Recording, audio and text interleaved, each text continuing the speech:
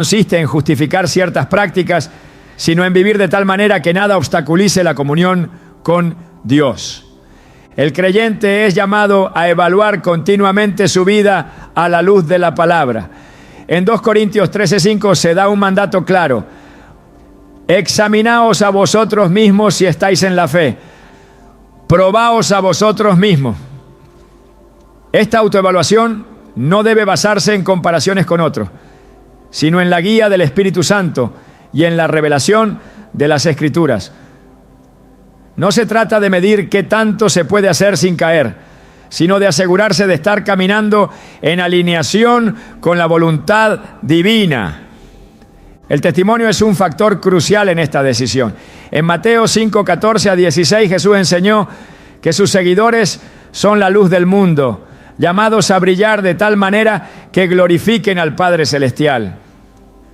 Si una acción, por pequeña que parezca, tiene el potencial de apagar esa luz o de ser malinterpretada, entonces la respuesta es clara. No se trata de vivir bajo el juicio de los demás, sino de ser conscientes del impacto que cada decisión puede tener en quienes observan. En 1 Corintios 8:13, Pablo expresó su determinación de evitar cualquier cosa que pudiera ser un tropiezo para otro creyente, por lo cual, si la comida le es a mi hermano ocasión de caer, no comeré carne jamás, para no poner tropiezo a mi hermano. Su enfoque no estaba en defender su libertad, sino en edificar la fe de quienes lo rodeaban. La misma actitud debe guiar cada elección, porque el llamado no exime del cansancio, y porque a veces el silencio de Dios se interpreta como ausencia, cuando en realidad es un llamado al encuentro. Pero Dios no lo dejó allí, lo buscó, lo alimentó, lo fortaleció, le habló no con truenos ni terremotos, sino con un silbo apacible, porque Dios no grita para recuperarte, susurra. Y si logras apagar el ruido, podrás escucharlo otra vez. Podrás volver al lugar donde tu corazón ardía, donde tus rodillas temblaban y tus ojos se llenaban de lágrimas, solo al mencionar su nombre. Lo que muchos no saben es que detrás del enfriamiento espiritual hay una pérdida de visión. Cuando dejas de ver lo que Dios quiere hacer contigo, lo que Él ha preparado, lo que aún puede hacer a través de ti, es fácil entregarse al letargo. Por eso Proverbios 29:18 dice: donde no hay visión, el pueblo se desenfrena. Cuando no ves propósito, no encuentras motivo para persistir. Y el enemigo aprovecha ese vacío para sembrar conformismo, para convencerte de que tu mejor temporada ya pasó, que ya diste lo que tenías que dar, que ya no eres útil en las manos de Dios. Pero esa es una mentira del infierno. Si aún respiras, hay un llamado vigente. Si aún tienes lágrimas, hay sensibilidad. Si aún te duele estar lejos, entonces no estás perdido, solo estás en pausa.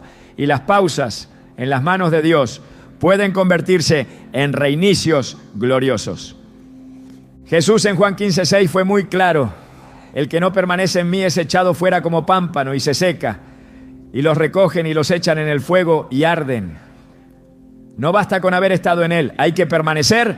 No basta con haber ardido, hay que seguir encendidos, porque el enemigo no respeta pasado espiritual, solo teme al fuego presente.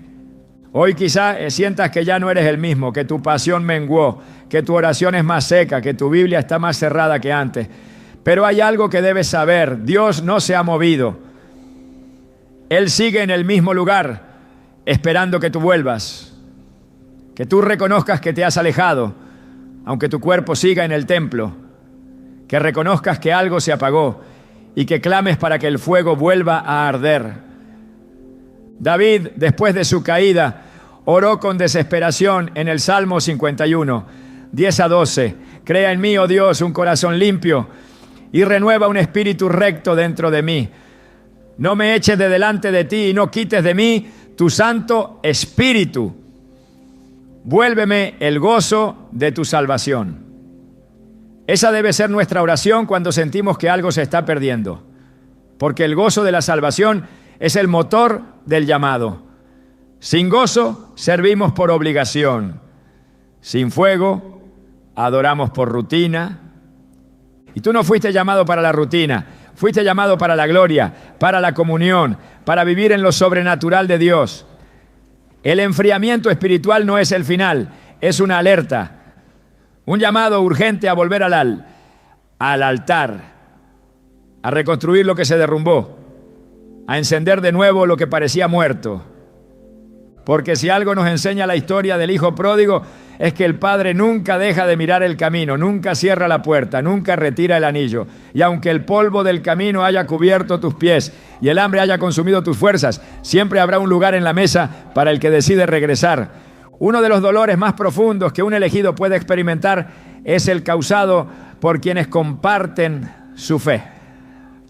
No hay herida más difícil de procesar que aquella que se origina en la misma casa donde se buscaba consuelo, comunión y protección. Cuando un corazón llega con hambre de Dios, pero encuentra juicio, frialdad o traición, se rompe algo invisible que muchas veces queda sin sanar. Las palabras que hieren no son las del mundo, son las que provienen de labios que deberían bendecir. Los actos que desilusionan no son los que provienen de desconocidos, sino de quienes un día compartieron oración, servicio y promesas espirituales. Muchos elegidos han sido empujados hacia la puerta de salida por actitudes que no reflejan el carácter de Cristo. Otros han sido ignorados cuando más necesitaban ser vistos. No faltan aquellos que fueron utilizados, manipulados o incluso humillados en nombre del servicio, de la autoridad o de estructuras eclesiales más interesadas en el control que en el cuidado. Sin embargo, aunque el dolor es real y las injusticias han sido profundas, la herida no puede convertirse en excusa para cortar la comunión con Dios, ni para abandonar el cuerpo al que fuimos llamados a pertenecer. Jesús conoció ese tipo de traición. Fue vendido por uno de sus discípulos, negado por otro, abandonado por casi todos. En Juan 13:21 se nos revela que su espíritu se conmovió profundamente cuando dijo: de cierto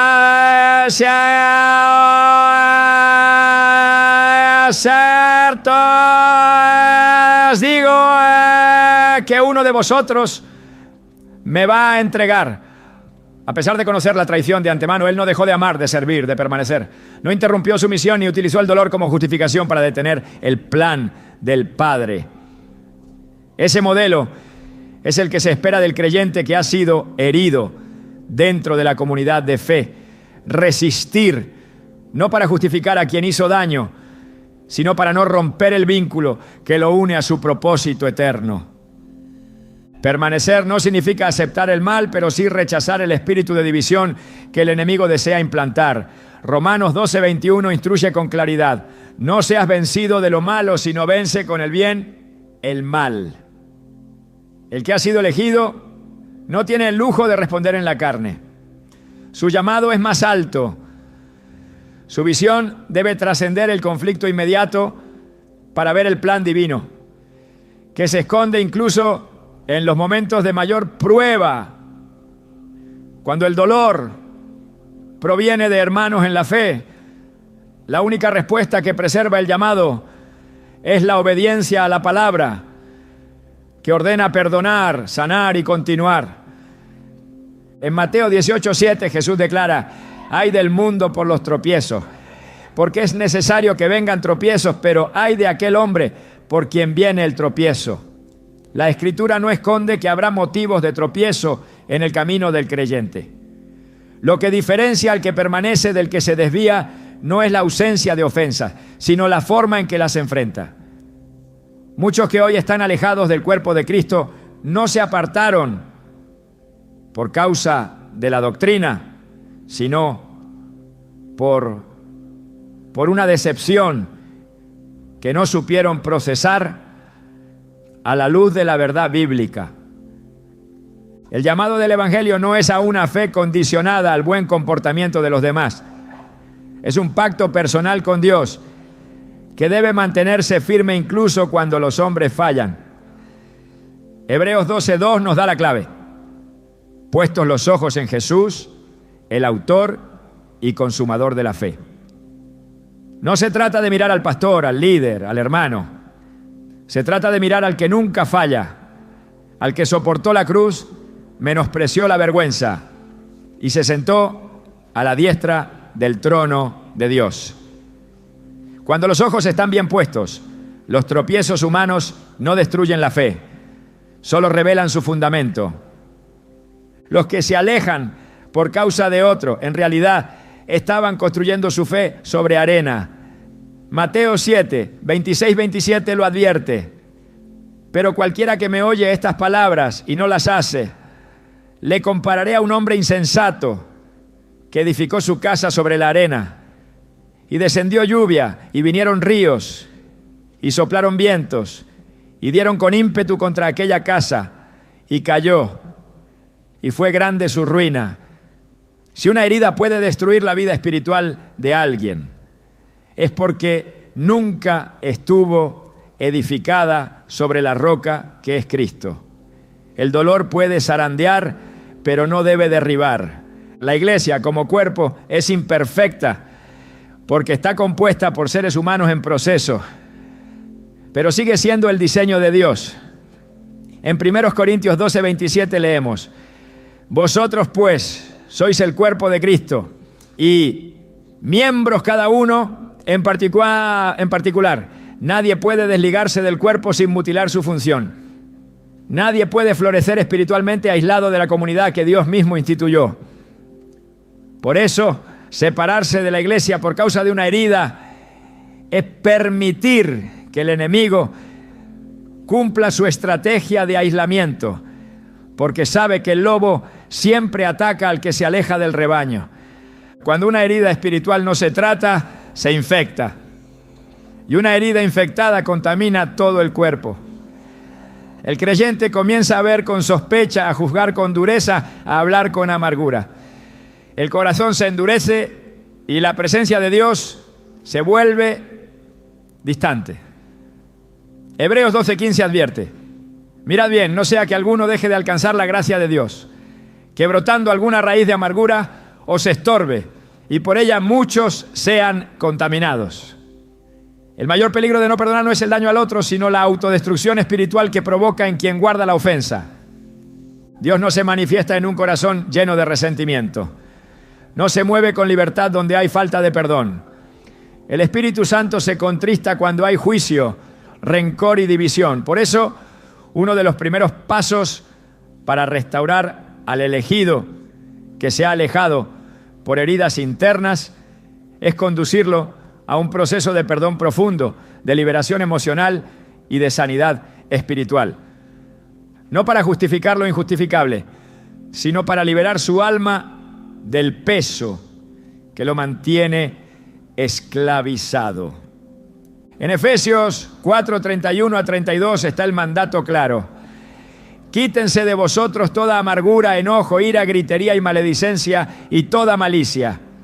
Antes sed benignos unos con otros, misericordiosos, perdonándoos unos a otros, como Dios también os perdonó a vosotros en Cristo. La medida del perdón no debe ser el arrepentimiento del otro, sino la misericordia que uno ha recibido.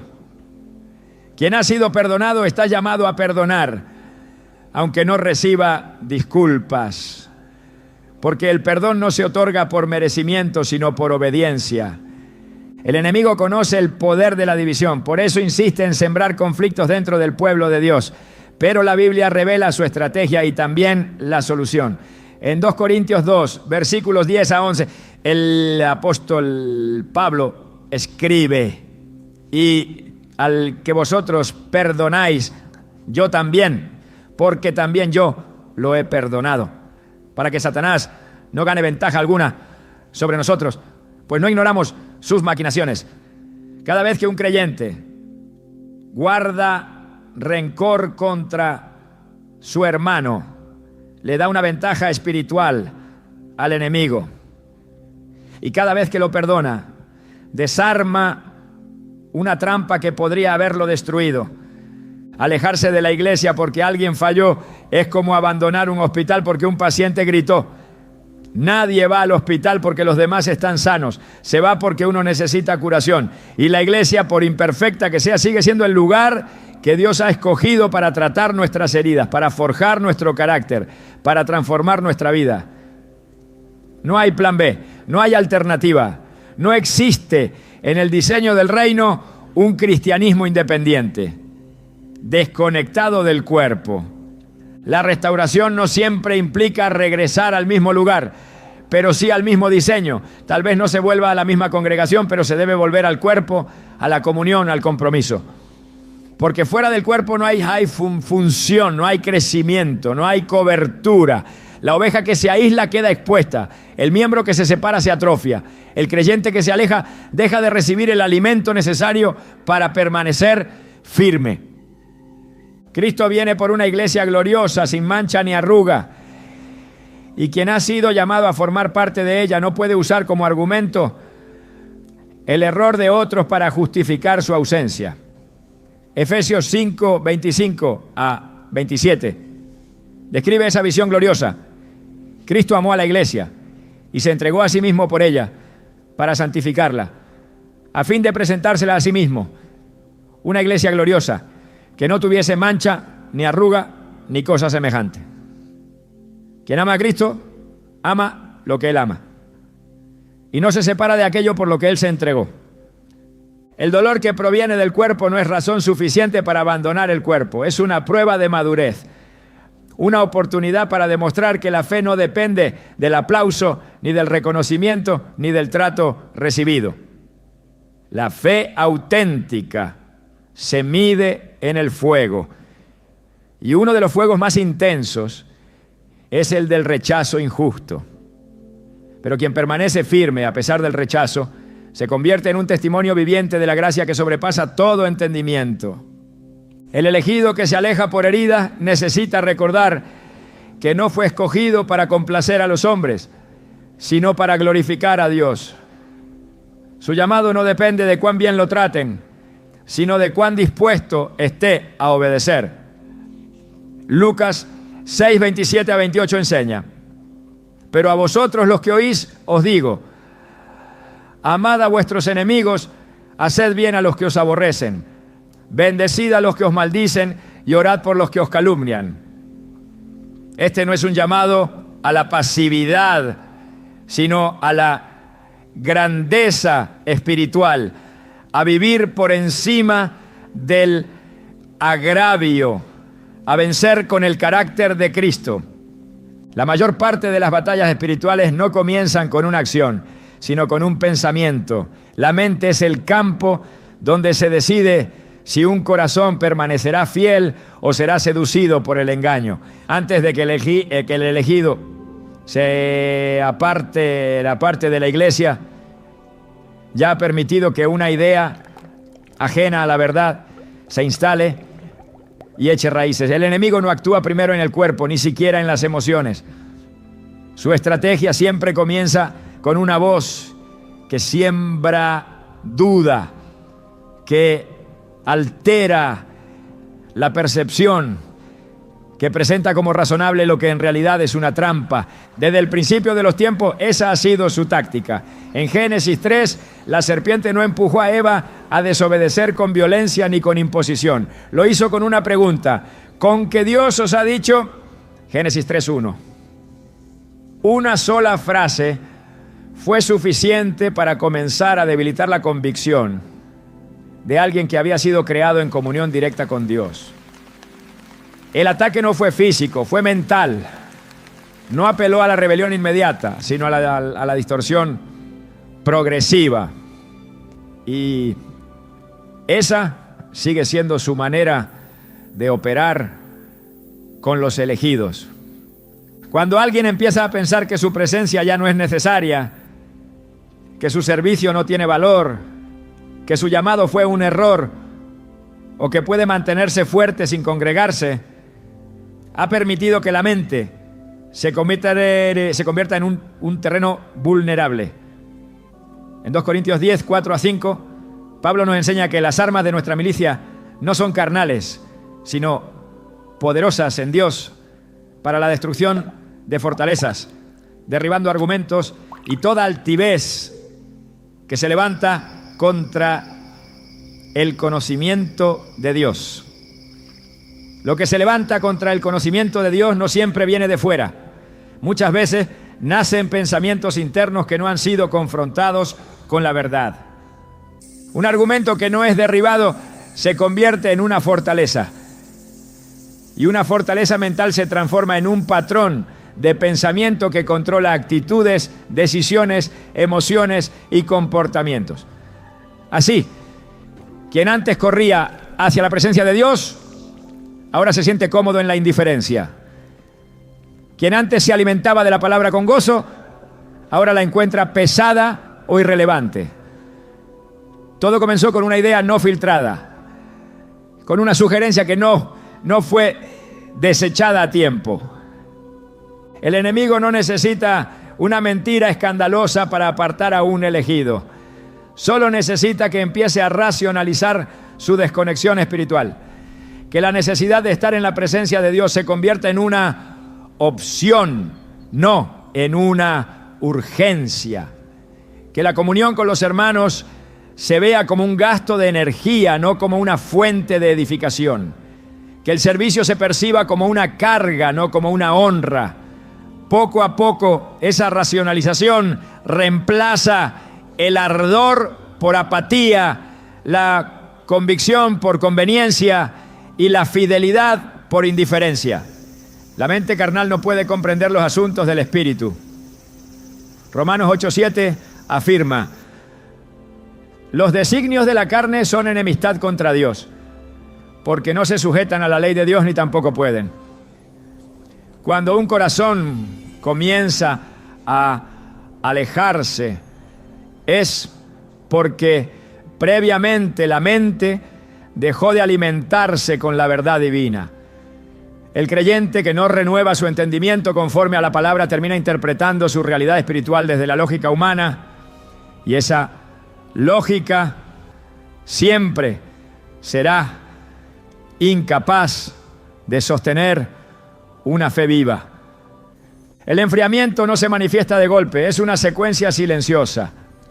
Primero se debilita la oración, luego se interrumpe el ayuno, después se pospone la lectura bíblica. Y cada vez que la voz de Dios se silencia, la mente queda abierta a otras voces. El enemigo no descansa, sus estrategias están diseñadas para parecer sabias, incluso piadosas. Pablo lo advierte en Colosenses 2:8. Mirad que nadie os engañe por medio de filosofías y huecas sutilezas, según las tradiciones de los hombres y no según Cristo. Los pensamientos que no son según Cristo, aunque parezcan inofensivos, llevan al creyente lejos de su propósito. Una de las tácticas más efectivas del enemigo es hacer creer al elegido que ya no necesita el cuerpo, que su relación con Dios es tan personal que puede mantenerse al margen de la comunidad, del liderazgo, de la cobertura espiritual. Pero eso contradice la naturaleza misma del reino. En Hebreos 10:25 está la advertencia: no dejando de congregarnos como algunos tienen por costumbre, sino exhortándonos, y tanto más cuanto veis que aquel día se acerca. La congregación no es una sugerencia, es un mandato. No es un accesorio, es una parte esencial del diseño de Dios para preservar y fortalecer a sus hijos. La mente que no se sujeta a la verdad busca argumentos para justificar la distancia. Se apoya en experiencias pasadas, en heridas no sanadas, en ideas personales, en decepciones acumuladas. Pero ninguna de esas razones puede anular la instrucción divina. No importa cuán coherente parezca una lógica que lleva a separarse del cuerpo. Si contradice la Escritura, es un pensamiento que debe ser derribado. El enemigo sabe disfrazar su voz. A veces sugiere que es mejor hacer una pausa espiritual para sanar. o que es preferible buscar a Dios por cuenta propia, pero lo que parece descanso termina siendo desvío, y lo que suena como independencia termina en aislamiento espiritual. En el 1 Pedro 5:8 se nos exhorta: sed sobrios y velad, porque vuestro adversario, el diablo, como león rugiente, anda alrededor buscando a quien devorar. El adversario no se presenta como un enemigo evidente. Ruge, pero también razona. Siembra miedo, pero también convence. Su fuerza está en su capacidad de infiltrar pensamientos. Cuando la mente deja de ser un campo sujeto a la palabra, se convierte en terreno fértil para el autoengaño. Muchos elegidos que hoy están lejos no se alejaron por una caída moral, sino por una confusión mental. Dejaron que ideas no confrontadas se consolidaran como verdad. Y cuando el pensamiento equivocado se establece, la voluntad lo sigue.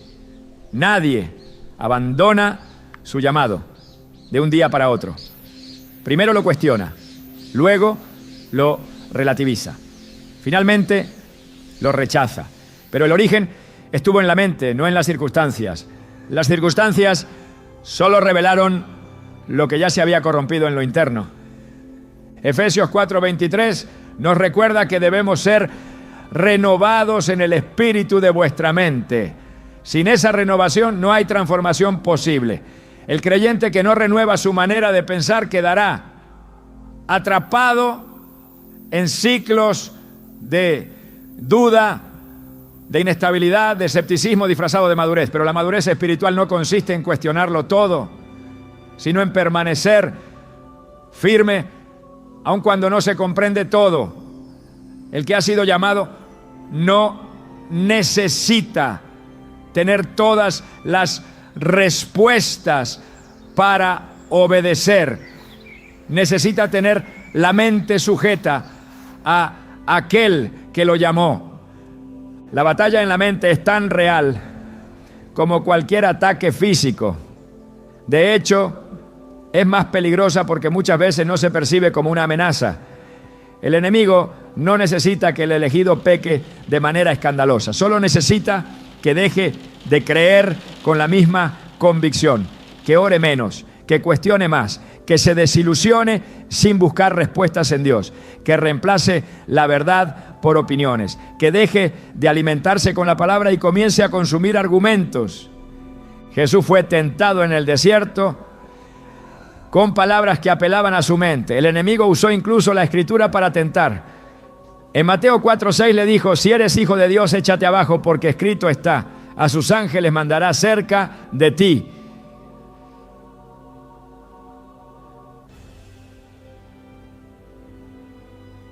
Satanás conoce la Biblia y no teme usarla fuera de contexto para confundir, pero Jesús respondió con escritura bien entendida, bien aplicada, bien ubicada. No dejó que el enemigo torciera la verdad, porque su mente estaba sujeta al Padre, no a la lógica circunstancial.